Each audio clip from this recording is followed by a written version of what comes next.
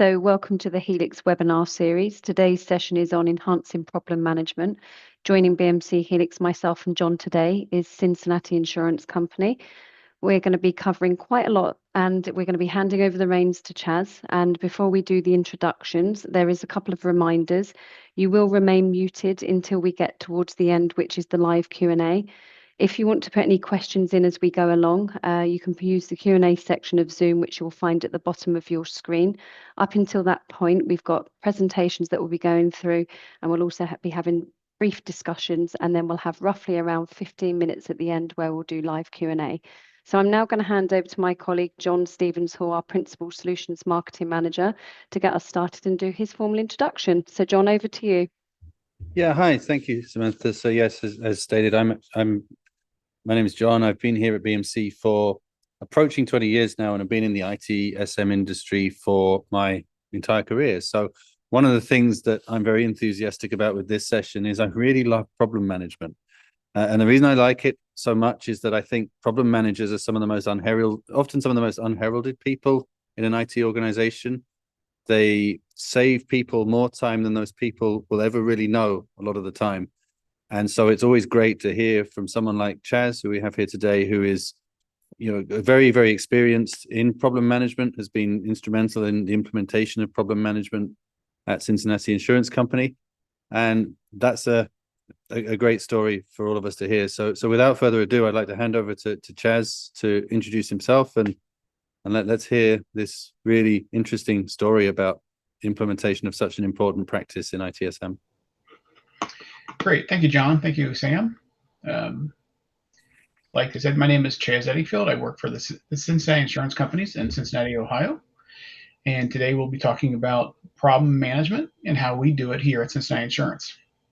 But I wanted to start off with a little bit an overview of our service management office, the ITIL processes that we have implemented across our organization. Then I'll jump into our problem management journey, where we started, where we are, where we want to go, and then our path forward in terms of problem management and BMC Helix in general.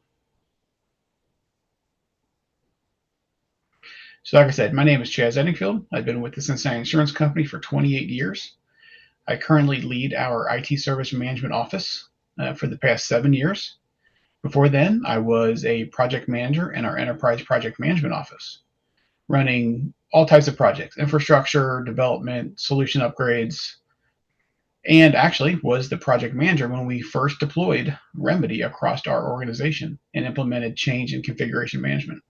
So to talk about our service management office, to kick it off, our service management office is comprised of 5 teams with 30 very talented associates and interns. First is our service request analyst team. They are the group that represents our business relationship management ITIL function. They work with all of our business units and IT groups on requests and new hires and things like that. Next, we have our service management analysts. They are our change coordinators. They do everything related to change management, working with each of our IT groups on all changes that are being implemented. They also assist with other ITIL functions as well. We have our service management specialists. They are our ITIL process owners. So as you'll see on the next slide, we have several ITIL processes in place. Between that group and myself, we own and manage up to 13, soon to be 13 ITIL processes. We have our service management engineers, and they are the team that support and enhance our BMC Helix solutions. And lastly, our software asset management team. They ensure we remain in compliance with software licensing and software usage across the entire organization. It's a very large team spanning multiple areas of speciality.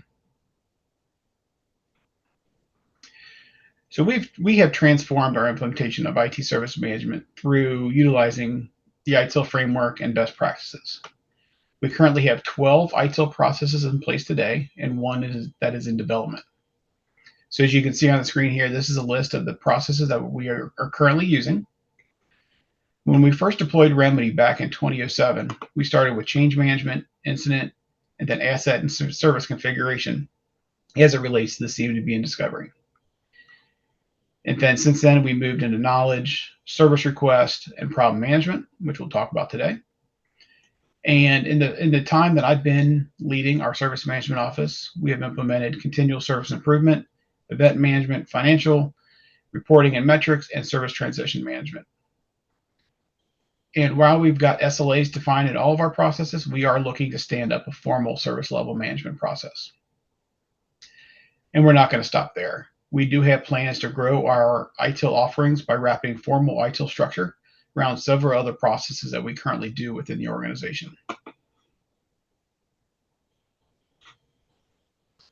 From a BMC Helix solutions perspective, these are the tools that we currently own and have invested our time and dollars in to support our IT service management journey.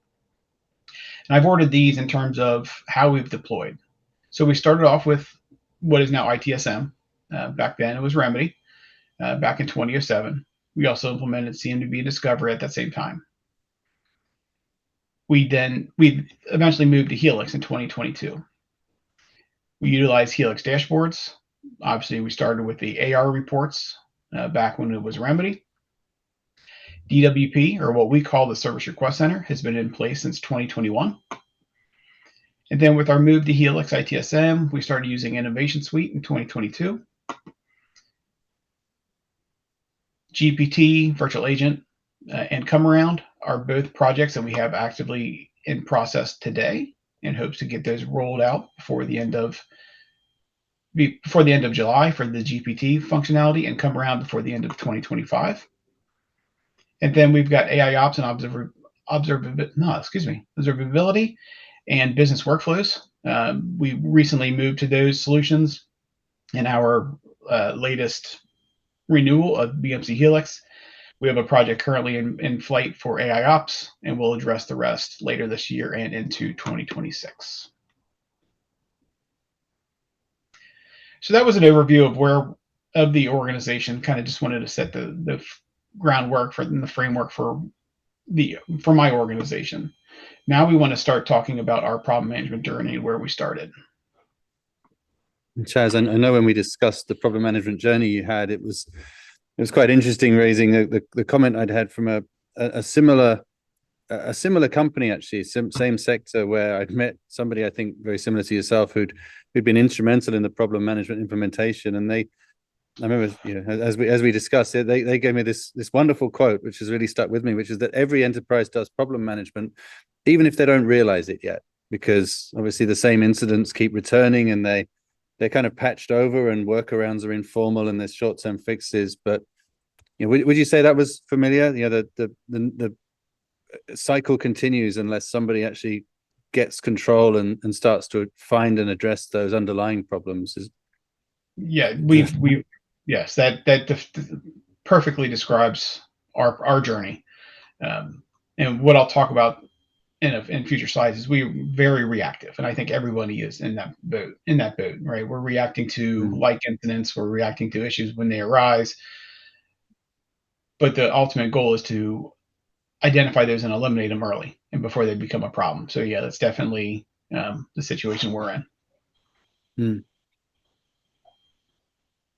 Okay. So our problem management journey began back in 2008 when we first documented our formal problem management process. In that process, and this mission and goal has pretty much stayed the same since that time.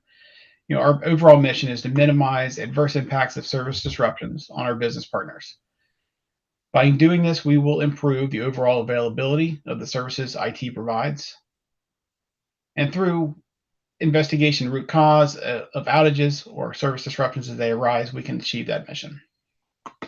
That mission statement leads to our overall goal of problem management, to permanently eliminate the root cause of service disruptions, thereby increasing the availability of our business services.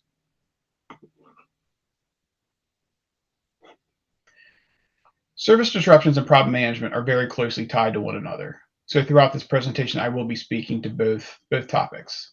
And when I say service disruptions, that means outage. Something is not available to our end users.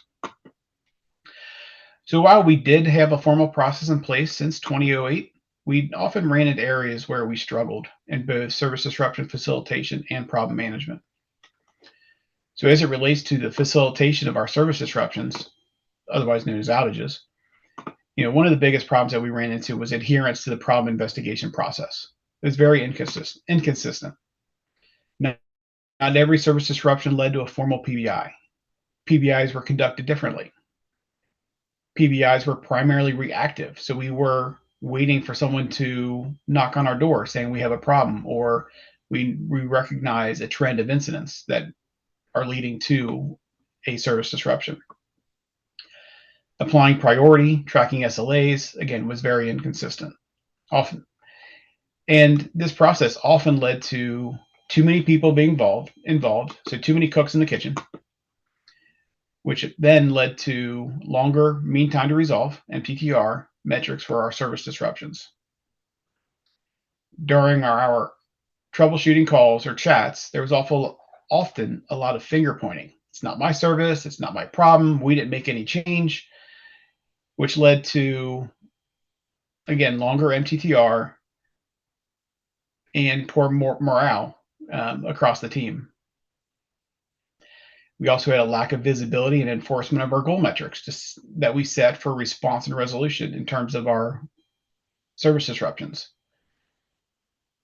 This all led to limited urgency on fixing issues and lack of visibility into accurate data.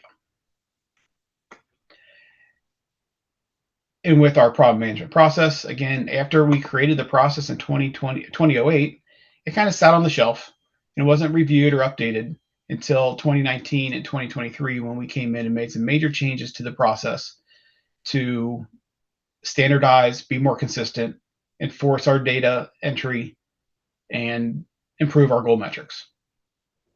And up to this point, our problem management process has been very reactive. 95% or more were the result of an outage, a service disruption, which we were notified through customer support, through incidents that have been logged, that we've got a potential problem going on. So less than 5% were result of being reactive and identifying problems before they happen.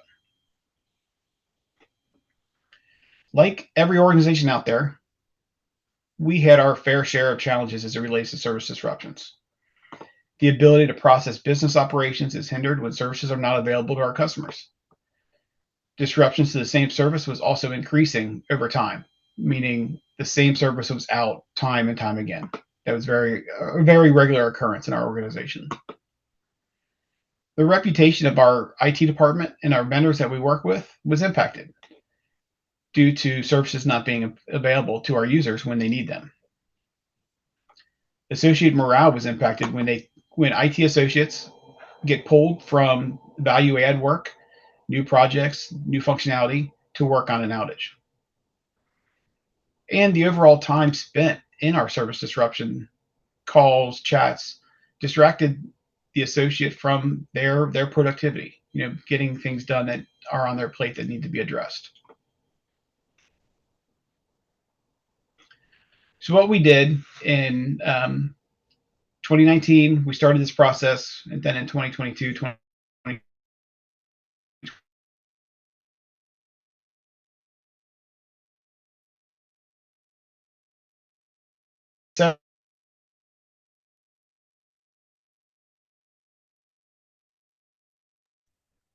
7 steps on here. But before then, step 4 for some of our outages, where customer support, they report the incident, they do some analysis, we declare the outage, run the outage facilitations. A lot of times we stopped there and didn't take anything further. Step 4 is where we had some inconsistencies, where not every outage, every service disruption had a problem investigation conducted on them. But in the improvements that we made in 2019, 2022, and 2023, we formalized steps 4, 5, 6, and 7, where now every outage gets a problem investigation.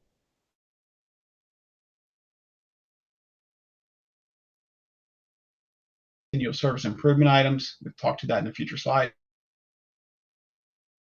Requests are created as appropriate. So those are all now part of our standard process that every service disruption, every outage follows. BMC Helix and the solutions that are provided there have been very valuable in our problem management process and helping us facilitate that process. So as I stated, every service disruption gets a documented PBI, problem investigation, in Helix ITSM. No matter the priority, no matter the impact, we are now standardized across the board with that. Continual service improvement items. These are items that we identified during the problem investigation that could eliminate that root cause from recurring in our environment. So those could be things as that we track as problem known error. We use the problem known error module to track these. We classify them specifically as CSIs so that we can report on them through Helix dashboards. So we use Helix to assign, track, and update the status of each one of these CSIs. And Chas, when we were reviewing that, it was interesting just getting, would you be able to give an example of the kind of thing that might be raised as a continuous service improvement record? Because I think that's something that's not necessarily going to be familiar to everyone who does problem management in the more kind of standard problem root cause, problem and known error model. Yes. So during our problem investigation process, we utilize the 5 whys, right? We keep asking why until we get to the true root cause. And that root cause might be we didn't have monitoring set up to identify the problem early. We may not have tested appropriately in lower environments. It might be a defect. So those are things that we would then track as a continual service improvement item. So we log those in as a problem known error, a PKE, classify them as a CSI, and assign them to the appropriate service manager so that they can address it.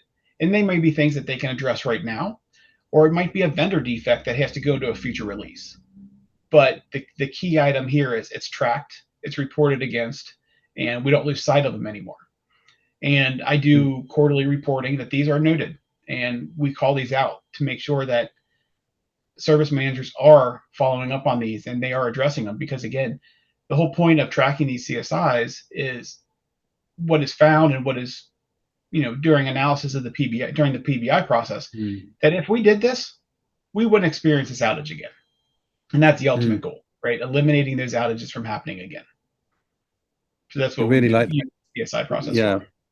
And it's really, again, it's a really sort of positive thing. I think when we heard you talk about that, we do see, I have seen, plenty of examples where it's seen as a bit of a victory to kind of get a problem categorized as a known error with a well-known workaround. And of course, that does mean things can be restored and, those next calls to the service desk can be addressed more quickly. But I really thought this was a great example of aligning ITIL problem management with that kind of ITIL goal of doing continual service improvement, having the two things well coupled with well-tracked work items and workflow. It's a nice development on what a lot of companies do, is a nice development on the basics. Yeah, and we've seen it is in a future slide. I go through some stats on our outages, and we've definitely seen, since this has been implemented, a decrease in recurring outages of the same service and an overall decrease in outages in general. So it's been definitely a beneficial and much supported process across IT. So now with better, more consistent data, as we, again, require a PBI for all of our service disruptions, we now are able to increase our focus on a few key metrics: reducing recurring service disruptions, reducing mean time to repair, decreasing the time required to resolve service disruptions, and reducing the associated time spent on service disruptions to enhance overall productivity. We utilize BMC Helix dashboards for monitoring and reporting of all PBIs and CSIs. We've got dashboards that are available to all of IT management that, again, are used to track and display the above metrics, the status of PBIs and CSIs. And as I mentioned before, I do a quarterly report that goes to IT management that includes data around the problem investigations, our service disruptions, the CSIs, and the status of all of those. So open transparency to where we stand with this type of data. This slide, I'm not going to necessarily go step by step through this slide, but this shows where in our process where we've implemented the CSI process that creates CSI and the next steps in terms of engaging support teams, implementing that CSI. And that's all done before we can update and close the PBI. So we've got a much more detailed problem management process that includes the CSIs that is applied to all of our problem investigations.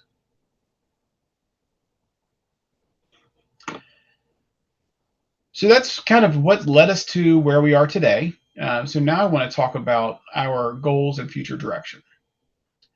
So since 2019, we've evaluated our service disruption and problem management processes, leading to some significant enhancements to both the process itself and how we utilize ITSM. So looking back, and I went back to roughly about the same time I moved into the service management office, maybe a year later. So looking at data from 2019 to 2023, we averaged 136 service disruptions a year. That means 136 times our customers weren't able to do their job. Our average mean time to repair was 13 hours and 26 minutes per outage. Now, not all of them were 13 hours. That's the average. So some were shorter. But unfortunately, with that number being so large, some were much longer than 13 hours. This includes internal services and vendor services as well. And over that 4-year span, 27 services experienced recurring service disruptions. So that's what I classify as a recurring outage or recurring service outage. The same service had multiple, 3 or more, and that's my definition, 3 or more outages in a given year would classify them as having a recurring service disruption. And those recurring service disruptions accounted for 50% of our outages. So that was a big focus of mine when I moved into the service management office, is how do we reduce or eliminate these recurring service disruptions? Because that would have a drastic impact on our overall outages and service disruptions across the board. So again, the improvements that I talked about, as we can see here, recurring service disruptions. Between 2019 and 2023, 50% of our service disruptions were recurring. 2024, we reduced that down to 40%. Overall MTTR went from 13 hours and 26 minutes to 1 hour and 46 minutes, an 89% reduction in time. And the associated time spent on service disruptions, again, this is an average of the number of people that were engaged in the service disruption, and the overall duration of that service disruption went from 591 hours to 106 hours, an 82% reduction in that time. And then working with BMC, we kind of converted those time savings to soft dollar savings, right? This is associate time. This isn't money going out the door in terms of software licensing, external expenses. This is resource time spent. So again, improving the MTTR saved us roughly $400,000 over the last 5 years. Time spent per outage went from 600 to 100 hours per year, $125,000 a year. And then 6 fewer recurring outages per year, saving 10 hours per occurrence, $15,000. And that's all assuming a $50 hour per rate. But whether it's a $10 hour per rate or $150 hour per rate, the time savings just by implementing some process improvements and utilizing Helix a little bit more than what's out of the box saved us well over $500,000 over the last 5 years. And we continue to experience those time savings, as we experience outages today. And again, these changes you can't make these changes overnight. These are improvements that we started working on when I first moved into the service management office. And so it takes time. It takes time to get buy-in. It takes time to identify where the improvements can be made. But in the end, it is definitely worth it.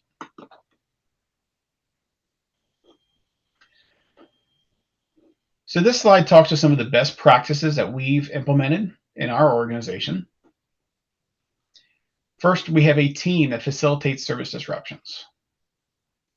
This is a dedicated team that belongs to me. They're my service management specialist team, and they specialize in facilitating our service disruptions. This has allowed us to centralize and standardize the process to ensure that our process is followed with 100% compliance, and that we gather the data necessary, and we can pull the right people in as quickly as possible and resolve the outage in a much faster way. We have a triage team for rapid response. So we've identified key folks, or at least key roles, across our IT organization, from network to security to database to infrastructure, that we ping first when we experience an outage, along with the application team that's experiencing the outage. So we have a much smaller team that we reach out to initially to see if there's an obvious issue that's going on that we need to resolve.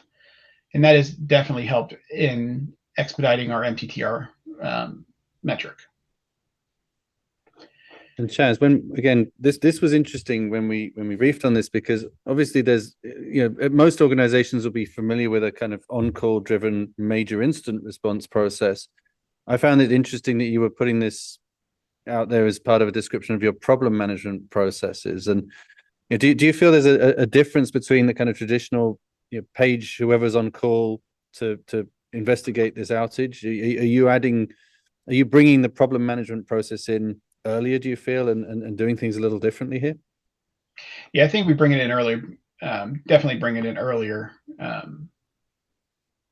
to shorten the overall process, to identify, because most of the time our outages are not unique. We've experienced this problem before. So by bringing in the problem management process much sooner, we can rely on and reference the past historical information to identify, yeah, this looks similar. We had this problem before. What was the root cause? And by pulling in our problem management process, we can, again, utilize that historical data to much faster identify the problem, or at least eliminate that's not the problem. We can, kind of either identify yes, this is the problem, or eliminate that from being, a rabbit hole we go down by utilizing that historical information. So yes, for sure. Great. Okay. Developing a repeatable process for all service disruptions to ensure consistency, efficiency. And again, that meant, what we did there, creating a PBI for every service disruption. No longer is it, this one doesn't need one, that one needs one. It's everyone gets it.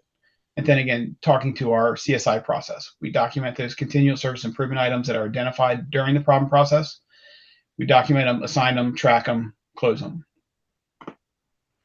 We've built a process for after hours assistance. So, as again, many on this call we probably could attest to, service disruptions don't just happen during the day. A lot of times they happen after hours. And especially if it's in the middle of the night, how do people report it? How do you get the right people involved? How does my service disruption team get involved? So we've got a documented, automated process for contacting that service disruption team after hours to get the service disruption addressed and then follow up with our problem management process. We've got dashboards where we receive immediate notification of potential service disruptions.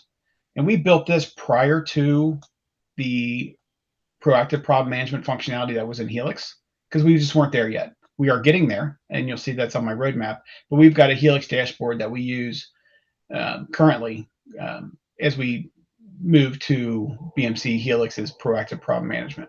But that gives my team early indication that something's happening, and so we can address it sooner rather than later. And we've established an on-call list of key associates, and we've built a solution within Helix to notify on-call associates that something has been logged against their service as a high or critical priority, so that they can jump on that ticket much quicker. It sends a text to them rather than, also with the email, but at 10, 11, 12 o'clock at night, people aren't looking at their emails, but they probably have notifications on their phone for texts. So that's why we built this solution to notify them early that something's going on, so that they can then join a potential outage call. And that has worked out very well for us. Some tips that I would like to share. One, as I mentioned here, define clear process objectives. So what do you want to accomplish with your problem management process, and who is responsible for those, and what are the SLAs? Engaging key stakeholders is part of the process, because again, your team, whoever is the problem management process manager, process owner, you need those stakeholders across the organization to be engaged in the process. So they need buy-in. You need buy-in from them as part of the process. Training on the process to ensure consistent application, not just your team, but all stakeholders. Because again, if you want them to follow your standard process, they need to understand what that process is. And that's a continual education. You can't just do it once and put it on the shelf. You have to continually educate and drip on them the process. Where do they go? How do they engage? The importance of doing this. We're not just doing it because we're bored. We do it because we've got metrics. We need to get the customers back up and running, those types of things. Sometimes it seems obvious, but for others, it may not be as obvious. Utilizing Helix, configuring and automating workflows that meet the need of your organization. As much as you can automate, reduces the manual effort, reduces human error, and helps to ensure consistency across the board. Implement proactive problem management. So move away from being reactive to problems to being more proactive. And again, that's on our roadmap to get there. Integrating with other IT service management processes where it makes sense. Incident, event, asset, just to name a few of processes where your problem management process can benefit from. Creating a knowledge base of solutions that may be in people's head, that tribal knowledge. Well, when those people leave the company, you lose that tribal knowledge. So you need knowledge articles, you need documentation specific to what the problems have been in the past, how those problems have been resolved. Because again, if you have that information, you can resolve incidents quicker, these outages quicker, and you don't need to rely on people remembering what they did to fix a problem. So that again goes back to every outage, every service disruption gets a problem investigation, runs through the formal process. We document those CSIs so that again we have that historical information to refer back to when that problem happens again. And continuous process improvement. So that's one of our ITIL processes that we've stood up recently, where we review all of our processes, not just our problem management process, on a regular basis, because your environment changes, things change, the tool changes. And if you leave your process on the shelf and you don't look at it, you don't review it regularly, it's going to get stale, it's going to get old. So by doing this continuous process improvement, it helps your process remain current, remain flexible, and gives you that opportunity to re-educate your stakeholders in these processes. So our future, where are we going? We continue to invest in BMC Helix and improving our processes. So our first goal from a problem management perspective is be more proactive. Identify those problems sooner. Fix problems fast. Reducing service disruptions. Reducing MTTR. Being more proactive. Like I mentioned earlier, close to 95% of our PBIs, our problem investigations, are based on a service disruption. We really want to get that more 50-50, 50% of our outages, and that's just the number my problem manager threw out to me. But if we can reduce our outages and be more proactive by identifying outages sooner or potential outages sooner, up 50%, that's going to be of great value to our end customers. And Chas, one quick question that I thought was an interesting thing we discussed in the build-up was, is that just a technology solution, proactive problem management, in terms of identifying clusters of incidents, or do you feel, as I've had some problem managers say, that it actually gives you more evidence of where to focus your priorities? So being able to communicate in a more data-driven way, that seemed to be something that seems to be something that comes up with problem management teams a lot. So it's always interesting to gauge opinion on it. Yeah, it's not just a process, right? We rely on the tool heavily for that. And as we move into more AI capabilities, relying on, the data being to allow us to be more proactive, we can fix, like I said, fix problems faster and address them much quicker. So it's not just a process. I mean, the tool and where BMC is taking Helix will provide us the data that we need to be more proactive. Yeah. So some of our current projects to help us to get to where we need to be, service modeling. So if you remember, I did mention back 20 years ago, almost 20 years ago, we started the discovery process, and we're still there. We're still working through it. We've had a lot of stops and starts, but we've made some considerable efforts with some tool changes, the blueprinting functionality, for example, from BMC, along with some resource changes internally. We've made some great strides in our service models, wrapping those up for our 300 plus services within the next couple months. Part of the impetus of that was moving to intelligent integrations, the AI Ops functionality that we got when we moved to Service Management Advanced and AI Ops. That's a project that's in flight now to stand up intelligent integrations, which will then work with our service models to help us be more proactive. And then BMC Helix ITSM Insights for real-time instant correlation and proactive problem management. Again, those are two additional projects that we are working on today. Our roadmap, not just as relates to problem management, but wanted to share what our current roadmap, and this is just a small percentage of what's on our roadmap. We have a very extensive roadmap, real-time roadmap of projects and efforts going on within the Service Management Office. So looking to implement these things over the next 6 months. Helix GPT, focusing on the Employee Navigator and the Service Collaborator. Service modeling, intelligent integrations, the BMC Helix ITSM Insights, all which I just talked about, and completely revamping our knowledge management, utilizing Come Around, moving to the KCS methodology, and the Helix GPT agent, the Knowledge Curator. And that's just a snippet of what's coming in the next 6 months. And then 2026, we're looking to bring more Helix GPT agents in, CMDB Governor, Change Risk Analyzer, and then business workflows, looking to integrate and implement business workflows in our organization. So again, that's just a small snippet into our BMC Helix and process roadmap.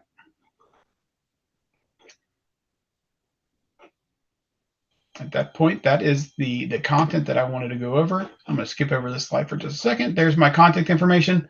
If anyone wants to reach out, happy to have other conversations one-on-one.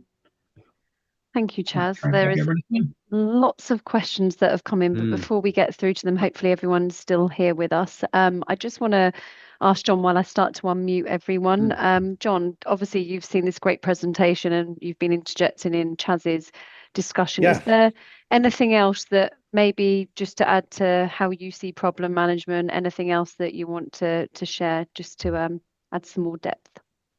No, firstly, I'd like to thank Chas again. I mean, sometimes with these webinars, we necessarily drive it a bit more as a conversation, but Chas brought such a great story together that I didn't want to kind of come in too much. And we just, it's nice to, expand on a few talking points, but just generally, I thought this was such a good real world story of implementing problem management and generating great results. So thank you so much, Chas, for bringing this. Sure. Happy to do it. John's found a friend. Yeah, well, as I say, it's a underrated and undervalued topic sometimes, although I think clearly Chas has done a good job of showing his value, which is another thing problem teams should not be shy to do. So no, it's a really good story, and it's interesting to see, obviously a lot of our product direction in problem management is about helping problem teams to be more data driven. It helps them make easier decisions, because I mean, how can you look at 20,000, 30,000, 50,000 tickets and quickly see the patterns?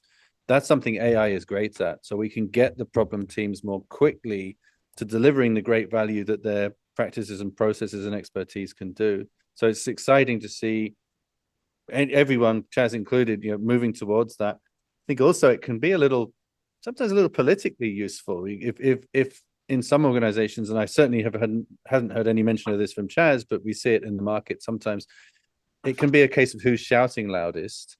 And one of the great things about getting more proactive problem management based on incident data is you then have the evidence to say, well, no, these are clearly the things we should be focused on. I think most problem teams can't fight every fire, and so it's a real good tool to help them fight the right fires first. And so always interesting to hear how that transformation is going. But no, in general, as I say, this was such a well-formed presentation that Chas has brought along here, and it's great to be able to share it. And I could talk about it all day long. So happy to do it. That's why you were perfectly matched. When we realized it was going to be about framework stuff, I knew exactly who to go and tap on. And John's not done some presentations with me for a while, so thank you, John, for putting your feedback in as well. I know it's always good to share these stages with everyone.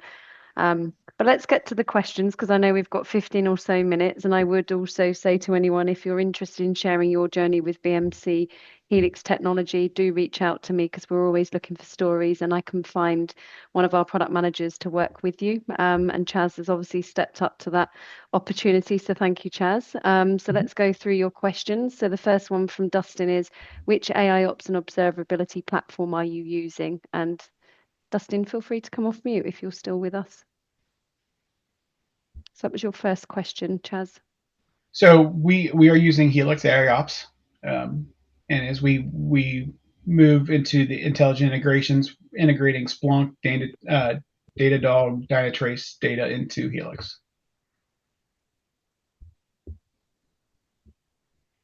Okay, thank you. I like that answer.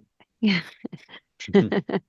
Chris has got a question. Oh, actually, sorry, apologies. He said, can I get the recording? Of course. So anyone else that's going to ask that question, everything will be sent out to you once we've edited. It will come out in a thank you email in the next 48 hours.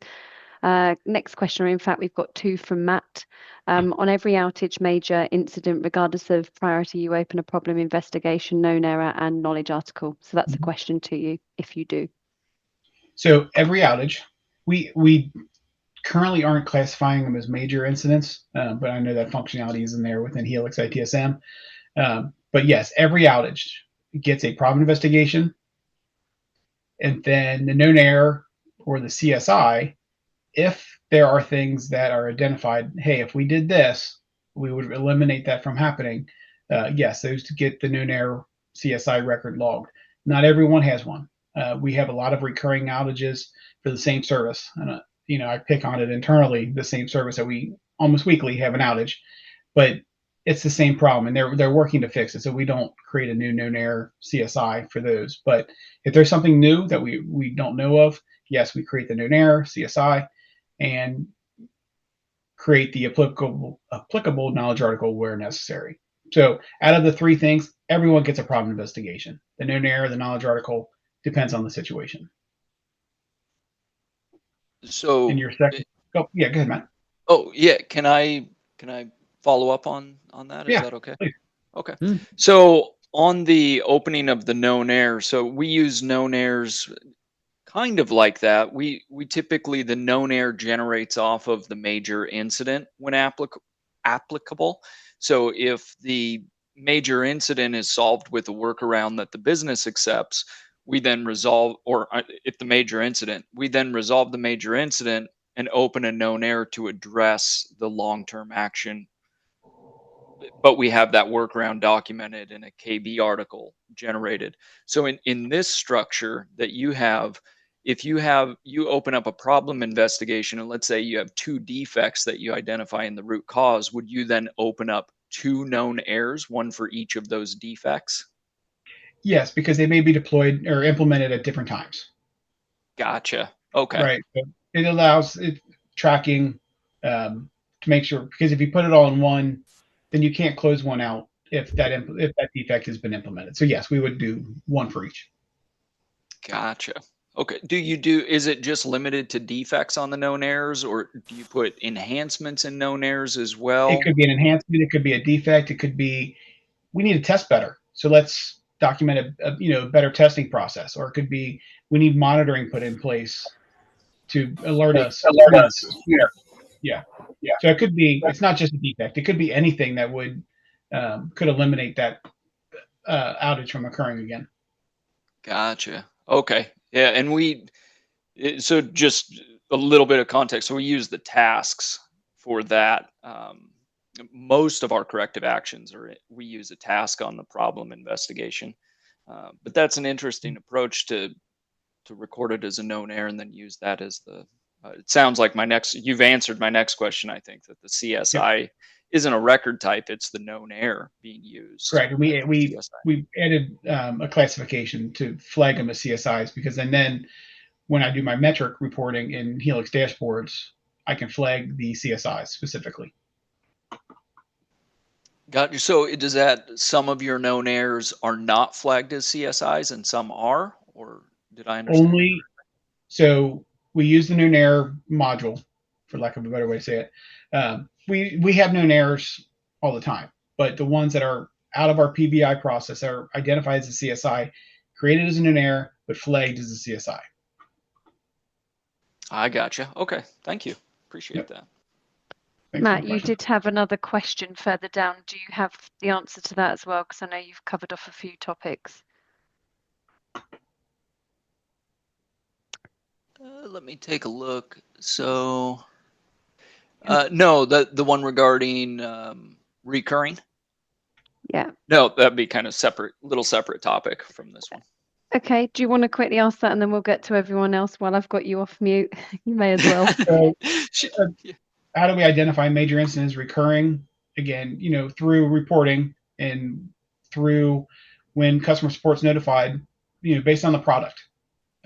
Again, we don't classify something as a major incident versus a minor incident. Anything that meets our outage definition, being longer than 5 minutes or 10 minutes, impacting more than 5 people, and is causing a degradation of service. It's down, a piece of functionality isn't working, whatever, classifies as an outage. So when I mention recurring, it's that same product is experiencing another outage. And when I say outage, I mean service disruption as well. Gotcha. Okay, so you're looking at it on the how the product categorization is filled out. Is that the same product as before? I gotcha. Okay, yeah, and we do that too. I was just curious if you had some a nuanced way of approaching it, because I've been trying to look for one myself of how can I track this stuff in a Helix dashboard and know that it's really the same issue, the same exact piece. So we use product. We use the product. And I think there was another question on, so we've created a Helix dashboard that alerts us when multiple calls on the same product are coming in. So that's where we get early notification that there could be a problem occurring. Okay. And you set up a notification on the Helix dashboard? Like it'll send out? No, there's no notifications. It's just a dashboard that my team has up all day long, kind of watching it to see if something could potentially be coming. Okay. Thank you. Appreciate it. Yep. Thank you, Matt. I'm going to move to Gavin because I can see he's actually still online with us. So question from Gavin was, on Helix dashboards, what metrics do you use to determine potential issues? So again, we are looking at incidents that are being logged with the same product name. So as we see trends over for the day, that product X is, we've got 5-6 calls that are coming in. That's what we use to flag, hey, we've got a particular problem coming in. But that's just one way. Customer support, when they receive the calls from the business unit, the caller may say our entire group is unable to use this service. Right then, we don't wait to see that 5 calls have come in or 10 calls have come in. That one confirmed that everyone in that particular group is experiencing the problem. We broadcast the outage. Hopefully that's answered your question, Gavin. I saw a thumbs up. Just so we can get through a few more. Where do you create your CSI records? This was from Philippa. So we log them as using the PKE, problem known error, and classify them as a CSI. Okay, and then we've got a question from Brett. Is there a specific reason you refer separately to service disruptions and incidents? They're all the same. Service disruptions, outage, incidents. I mean, they all are come in as incidents. So they're all the same. I try to standardize that in my slides and my notes, but obviously I didn't do a very good job of that. Okay, next question. I don't know who this is from. It's anonymous, but they've said you mentioned you built a solution in ITSM to be able to send a text to people so they can join an outage call. Is this an integration with a third-party application? And if so, which one? No, it's something we built using the forms within Helix. So it's a Helix solution that we built inside of Helix. It's not a third-party app, but it does send a text based on that information. Okay, thanks. Dexter's got a question. The rapid response team that you mentioned aligned with your problem management team. What is the team comprised of in terms of competencies and skills of those individuals? Is this a case of the role being assigned to the group of people and standardized or dependent on the outage type? Really good question. So it's not necessarily a defined role. It is a defined, I'll say, skill or group. So again, we pull in folks from our network team, infrastructure, security, database, the application team. Typically, it's going to be who's on call, but there are some folks that we pull into every outage just based on their experience, their knowledge, and the tools that they have available to them to do run traces, run logs, that type of thing. But it's not a specific role defined. It's part of their job. Okay, and then there's a question from Simon. Was interested in KE and CSI. Do you break the work into work orders or do it all managed from the KE/CSI? So my team will create them as the PKE, classify them as the CSI, and assign them to the appropriate service managers to address. If they want to go and create a work order to track that work, they can do that. But again, they are responsible for coming back and updating and closing that CSI when it's been implemented. And if they don't, they get called out in the next quarterly report. They still have a CSI open, which then they go quickly and resolve it if it's been resolved. Okay, question from Connie. I can see she's still with us. Who makes up the the teams to facilitate the service disruptions? Is this a team with the service management organization, or is it a team who are members live throughout the organization and come together when there's a disruption? I think you kind of answered some of that earlier, but that's a question from Connie. Service disruption team. That's my service management specialist team. It's my incident manager that runs that, or whoever's backing her up. But it's my team that facilitates that and then pulls in the triage teams and all the necessary people.